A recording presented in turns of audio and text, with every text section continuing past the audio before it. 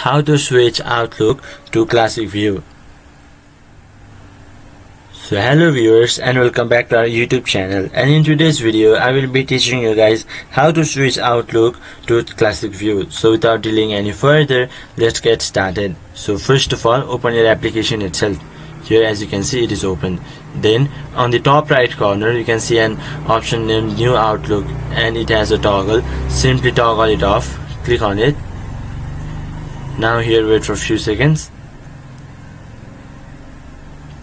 Now click on continue. After that, here scroll down and then simply click on skip feedback.